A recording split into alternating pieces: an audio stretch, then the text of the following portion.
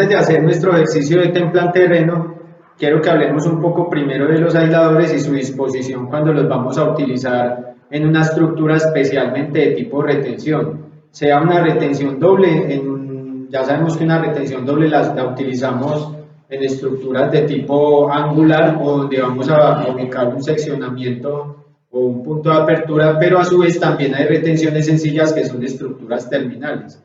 De igual manera también hay suspensiones que trabajan con aisladores de suspensión que ya los vamos a ver.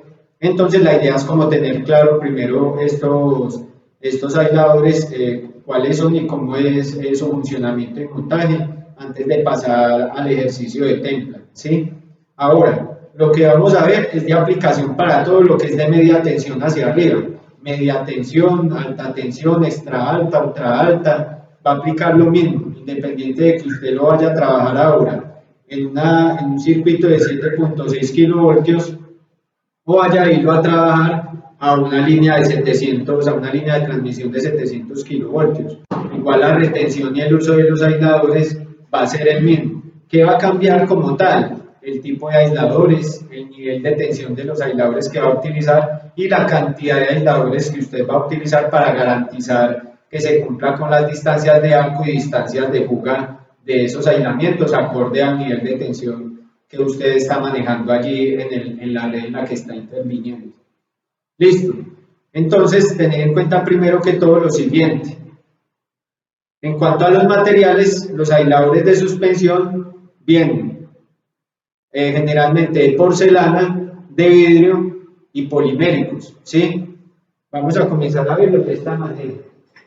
Entonces, este es, por ejemplo, cada uno de estos es un aislador de suspensión en porcelana, ¿sí?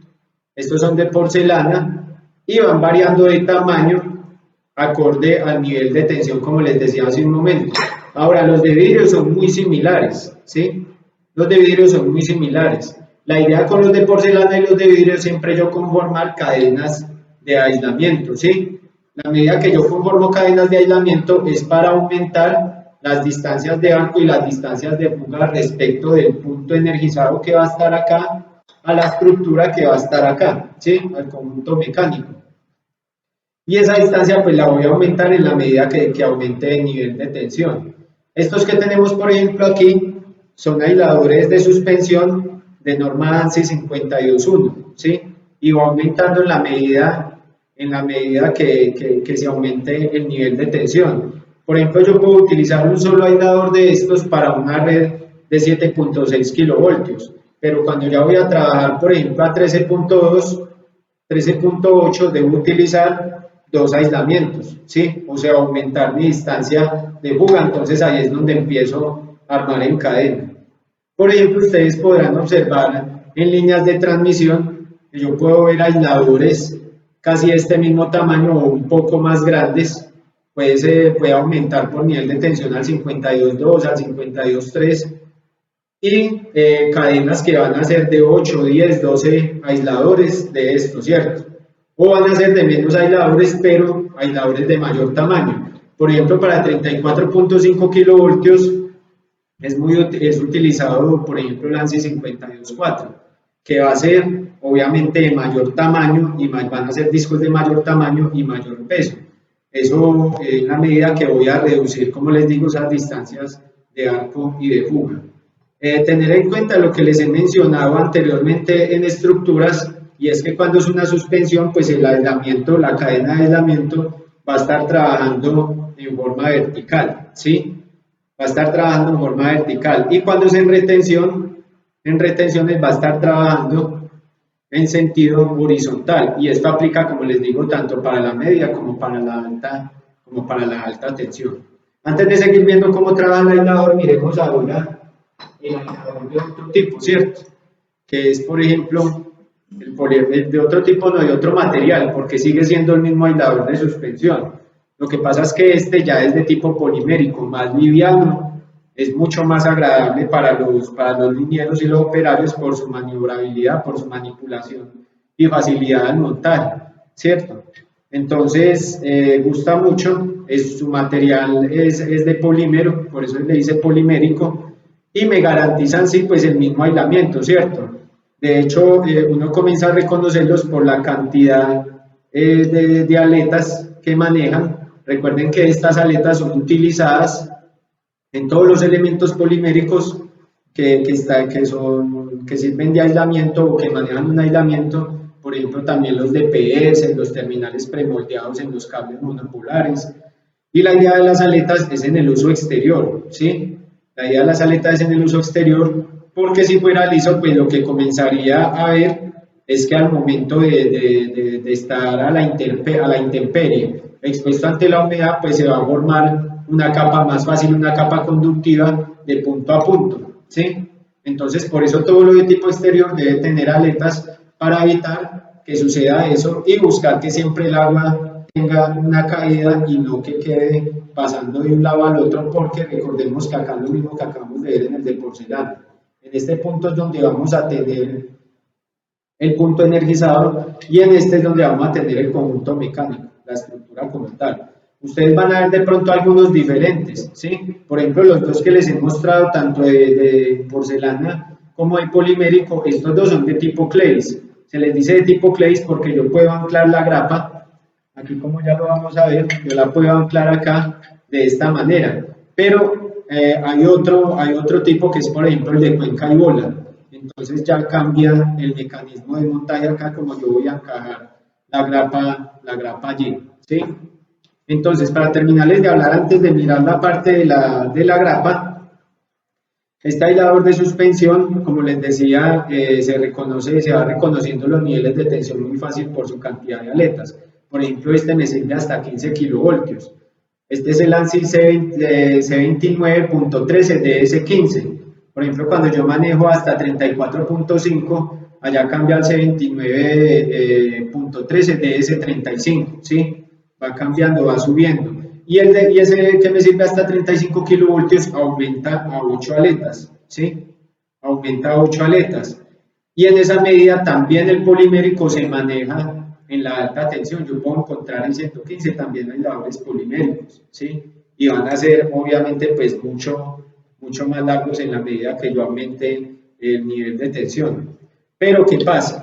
Este aislador polimérico, no, a pesar de llevar tantos años en el mercado, no ha reemplazado todavía el aislador de porcelana, porque es un aislador que al estar sometido a la intemperie, a veces, a pesar de tener estas características para su funcionamiento de tipo exterior, pues comienza a tener, digamos, una reducción de la distancia de fuga con el tiempo, ¿cierto? Obviamente eso es normal para cualquier aislador y cualquier aislador puede terminar por fallar su rigidez dieléctrica y terminar ocasionando una descarga disruptiva. Es normal, pero la preferencia de los operadores de red han visto que el de porcelana pues tiene una mayor duración, una mayor durabilidad en ese sentido cuando está sometido a la intemperie. Ahora, no quiere decir que es que el polimérico no me sirve, sigue siendo muy bueno. Lo que pasa es que en mi diseño mecánico, dependiendo el punto donde yo vaya a construir, pues puedo determinar o tomar la decisión si monto más bien el de porcelana o el polimérico. Supongamos en una parte donde sean tierras muy frías, donde el ambiente sea más húmedo, ¿sí? El aire sea más húmedo, entonces hay una mayor probabilidad de ionización del aire. Eso quiere decir que se van a reducir las distancias de fuga más fácilmente. Entonces yo puedo pensar en aumentar mi capacidad de aislamiento, por ejemplo en una red de 13.2 kilovoltios, pues puedo aumentarle otro, por seguridad, otro aislador a mi cadena de aisladores de porcelana, y como les decía, pues puedo determinar más bien en esa zona, de pronto no instalar el polimérico e instalar esa cadena de aisladores de porcelana. Listo, ahora miremos cómo trabaja como tal la suspensión, el aislador de suspensión, perdón, sea en estructura de suspensión o sea en estructura de retención. Lo voy a mostrar acá de manera horizontal, como si fuera una estructura de retención, y esto va a aplicar con cualquiera de los dos, ¿sí? Con esto, con el de porcelana que les acabo de mostrar, o con el de vidrio. Entonces nosotros lo que vamos a hacer en la estructura es ya en nuestro conjunto mecánico, pues vamos a montar estas tuercas de ojo, ¿sí? Estas tuercas de ojo van a ser para anclar los herrajes, los aisladores de suspensión. La tuerca de ojo es un herraje de tipo fijo. A diferencia del eslabón Clevis, que después lo veremos, no lo tengo acá en el momento, el eslabón tipo Clevis sí me permite a mí que la línea me escualice. Cuando, por ejemplo, en partes donde hay corrientes de viento muy fuerte, entonces, para que no se comience a afectar todo el conjunto mecánico, utilizo el Clevis para que escualice la línea ante esas corrientes de viento. Pero si no tengo esos inconvenientes, puedo trabajar con la grapa, que es un herraje de tipo fijo. Ahora, donde tenemos esas situaciones, vanos muy largos, vanos muy pesados, sometidos a esas corrientes de viento muy fuertes, también después estaremos viendo el funcionamiento de los amortiguadores, ¿sí? De los amortiguadores de línea, que lo que hacen es funcionar dependiendo la longitud del vano y lo que estemos trabajando, pues vamos a montar 1, 2, 3 amortiguadores de línea en cada punto, y ellos lo que van a estar trabajando es a determinadas distancias de la grapa, ¿sí? Para que cuando el viento golpea las líneas, esa onda que envía la línea en el movimiento, no termine esas vibraciones, no terminen aquí en la grapa, porque pues ellas con el tiempo terminan comiéndose la grapa y ella pueden fallar, ¿sí? Recordemos que uno de los puntos de falla principales de la grapa es su ojo, por eso cuando se le hacen pruebas de resistencia mecánica se hacen principalmente en el ojo, ya que estos dos puntos son los dos puntos, digamos, que pueden llegar a convertirse en los puntos más débiles de la grapa, o no tanto más débiles, sino los que pueden fallar más fácil. Por eso la resistencia de la grapa principalmente debe estar garantizada en la parte del ojo. Ahora, si las vibraciones comienzan a comerse en la grapa, pues se la comen y terminan fracturando o fisurando esta parte del ojo, y ahí es donde la grapa puede fallar. Para eso van a ser los amortiguadores de línea, entonces ellos lo que hacen es absorberse todas esas vibraciones que llegan del movimiento de la línea. Entonces, después imagínense, por ejemplo, una línea de transmisión o de subtransmisión, que es donde más utilizamos esos amortiguadores de línea, pues se imaginarán que es más fácil yo llegar y cambiar un amortiguador de línea que tener que cambiar toda la grapa, ¿cierto? Entonces es preferible que se coma el conector del amortiguador de línea y no que se coma la grapa como tal. Entonces les decía que la tuerca de ojo es un herraje de tipo fijo, ¿sí? Entonces la montamos allá, en las laterales va montada en los espaciadores espárragos del conjunto mecánico, en la línea centro debe ir montada al mismo collarín, tornillo de máquina de centro del collarín que me está sosteniendo el conjunto mecánico, ¿sí? Entonces lo que vamos a hacer es simplemente retirar el pasador, ¿sí? Esto siempre maneja un pin de seguridad, y retiramos el pasador y se cuelga en la tuerca de ojo, ¿sí?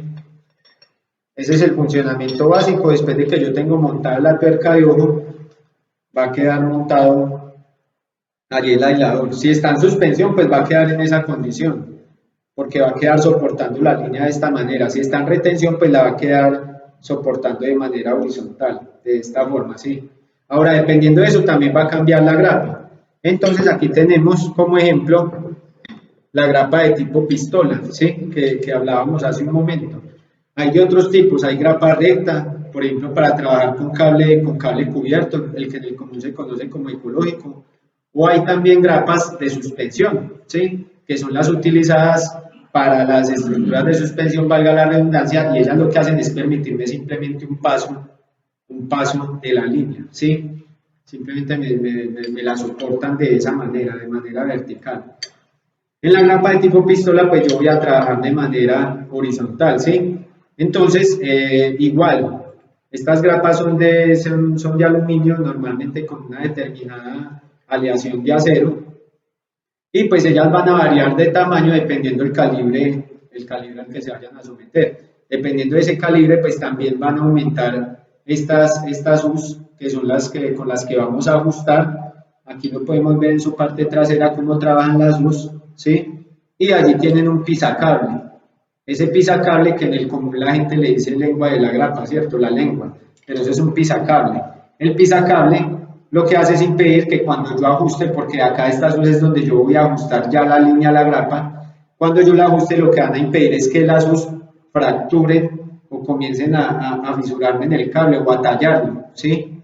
Entonces, con el pisacable lo que se hace es que las U's ejerzan una presión adecuada sobre el cable, que se distribuya esa presión a lo largo del tramo de cable que estamos ajustando allí, ¿sí? Para eso, si el pisacable que tenemos allí nunca se debe obviar en el montaje de la grapa.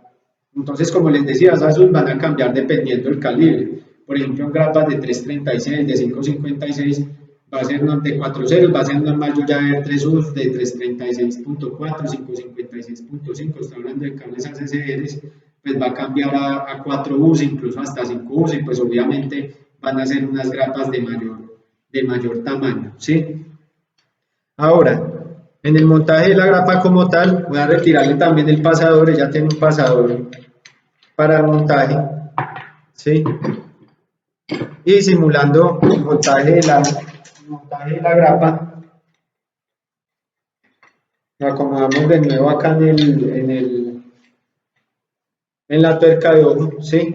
Ahí ya la tenemos como cuando vamos a templar la línea, ahora lo vamos a ver en el ejercicio ya en terreno. Y lo que hacemos es montarla allí, como les decía ahora, pues hay otros aisladores que son los de cuenca y bola, que su enganche es diferente, ¿sí? Este es el de tipo Clevis. Bueno, no lo voy a asegurar porque ahí simplemente es para mostrar el ejercicio. Entonces la grapa tipo pistola va a quedar trabajando de esta forma, de manera horizontal. Cuando comenzamos a templar la línea, vamos a ver en el ejercicio en terreno que para eso nos vamos a enganchar del ojo y ella va a quedar trabajando de esta forma, ¿sí? Entonces, este es el sentido, le hice de tipo pistola por la forma que tiene allí. Entonces, hay que tener cuidado con ese montaje, porque un error muy común es que a veces la gente cuando apenas está aprendiendo, lleguen y la monten de esta manera, que puede ser al revés dependiendo para lo que yo la necesite, porque si yo necesito sacar puentes por encima de la estructura, pues sí me sirve así, pero si mis puentes van normal, como son comúnmente, que es por la parte de abajo, o voy a tener como ya les he mencionado, la retención doble, un punto de seccionamiento y apertura en la parte de abajo, pues entonces sí voy a necesitar que me trabaje esta forma donde propiamente se ve la pistola, ¿sí? O sea, luego hacia arriba, entra línea por encima, sale por debajo. Ahora, tener cuidado con la condición que les mostraba ahora, porque si bien estas aceptadas y yo voy a sacar puentes por encima, lo que pasa es que hay personas que aprendiendo obviamente pues se equivocan y montan la grapa de esta manera, ¿cierto? Montan la grapa de esta manera y comienzan a meter la línea por acá, ¿sí? O sea, comienzan a meter la línea al contrario, en cualquiera de las posiciones meten la línea al contrario. Entonces, tener en cuenta que así, si vemos como es la pistola, siempre la línea entra por la parte del ojo, independiente de que yo tenga que girar toda la grapa y vaya a enviar puentes por arriba, siempre la línea va a entrar por esta canal, siempre va a entrar por la canal de la grapa encima del ojo, ¿sí? Igual como lo hicimos acá, va a ser también con la cadena de aisladores de porcelana.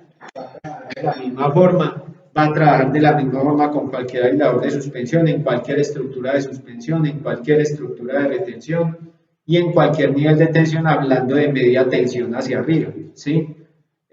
Porque igual, ya cuando hablamos de retención doble en baja tensión, ya sabemos que allí no trabajamos con aisladores de suspensión, ¿sí? Allí la retención va a ser muy diferente y también en otro video pues vamos a estar viendo un ejemplo de cómo armar una retención doble, por ejemplo con un cable múltiplex en perchas, muy diferente a lo que es en la media tensión, que es esto que estamos viendo acá. Entonces ya con esta explicación podemos pasar a hacerlo en terreno ya con nuestro ejercicio completo de templa.